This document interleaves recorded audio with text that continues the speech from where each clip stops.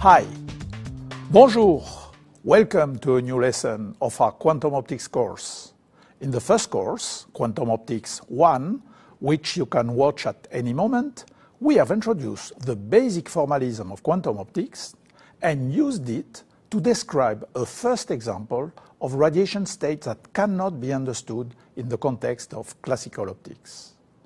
That example was one-photon states, that is to say, states for which the number of photons is perfectly determined and equal to 1.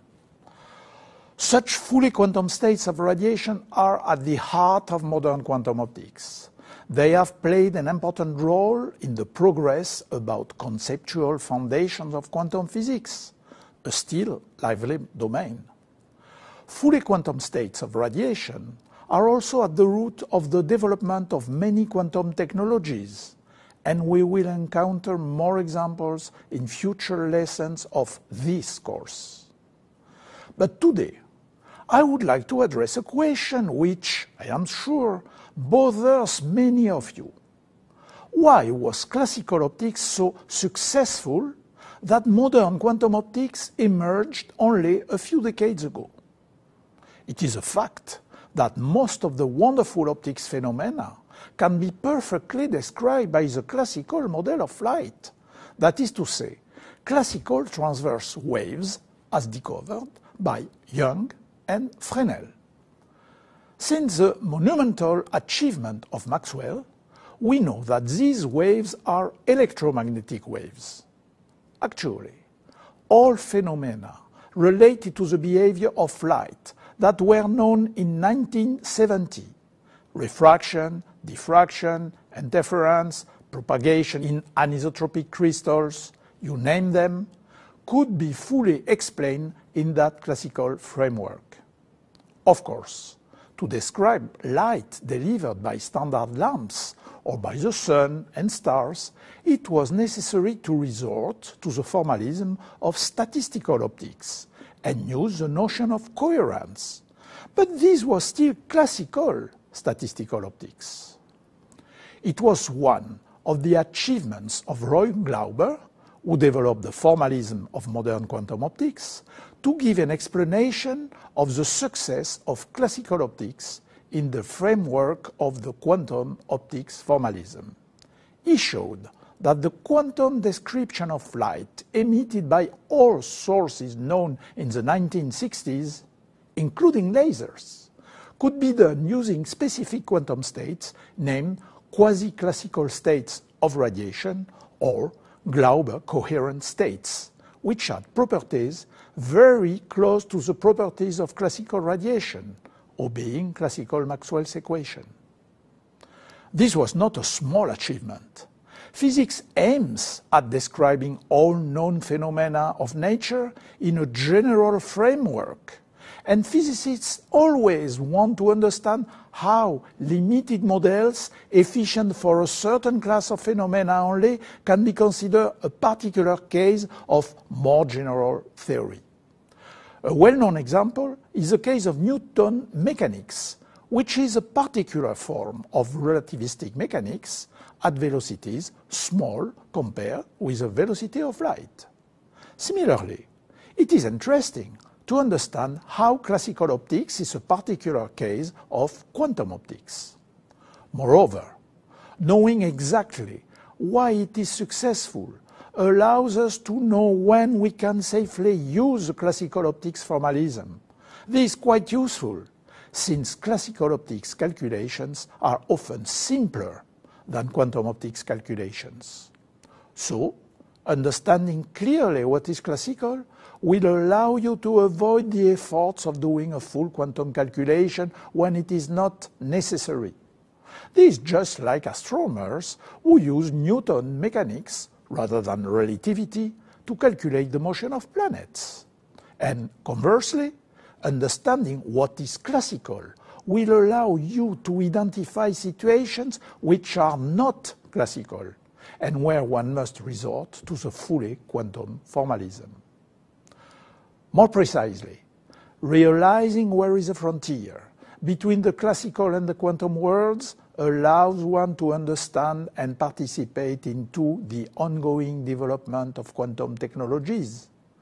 Quantum technologies are methods allowing one to realize operations impossible to achieve in the context of classical technologies. Quantum optics is a major tool of quantum technologies. We have seen some examples of quantum technologies based on single photon wave packets in Quantum Optics 1. It is hopeless to try to go beyond the limits of classical technologies if you have not a clear understanding of what is classical and what is fully quantum. The lesson of today will help you to develop your understanding and your intuition of where the frontier stands. Today, you will learn about quasi-classical states of radiation in the single-mode case, leaving the multimode case for the next lesson. After a rapid overview of the essential of quantum optics formalism in the single-mode case, I will first teach you the definition and some elementary properties of a quasi-classical state of a single mode of radiation. Some demonstrations are not too simple, so I will let you discover them either in the homework or in supplementary documents of this week. We will then calculate the average value and the dispersion of the electric field in a quasi-classical state. This will allow us to better understand the meaning of the name quasi-classical. We will also encounter Heisenberg dispersion relations for the electric field, more precisely for its quadrature components. We will come back to this point in a future lesson, but you should already know that dispersions of the quadrature components are crucial quantities in modern quantum optics, and in particular in quantum measurements. In section 4, we will calculate the average value, the dispersion, and even the distribution of the number of photons. Here, you will see again in which sense you can understand the name quasi-classical. In section 5, we will calculate the photodetection signals for a quasi-classical state of light, and we will find that these signals are exactly the same as what would be obtained in the semi-classical model of optics. This property is essential to understand the connection between classical and quantum optics. In section 6, you will learn how to describe what happens to a quasi-classical state on a beam splitter. As you may expect, at the end, you get a behavior analogous to the one of a classical field. But the formalism to obtain this result is interesting and is useful in the description of many quantum optics phenomena. In section 7, we will apply the formalism of single-mode quasi-classical states to the case of light in the cavity of a single-mode laser. In section 8, we will raise the question of how to describe a freely propagating light beam, for instance, the beam emitted by a laser. You remember that in order to quantize a field, we have introduced a finite quantization volume. But most of light beams propagate without well-defined limits, and we must be able to describe such situations.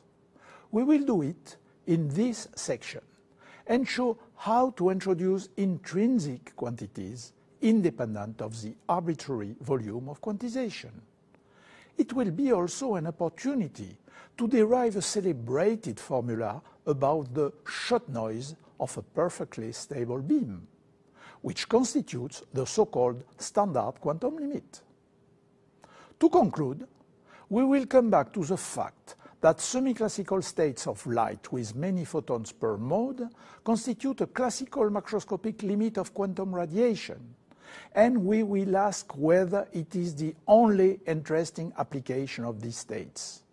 You may guess that the answer is no. The interest of quasi-classical states goes well beyond this property. So there is no option.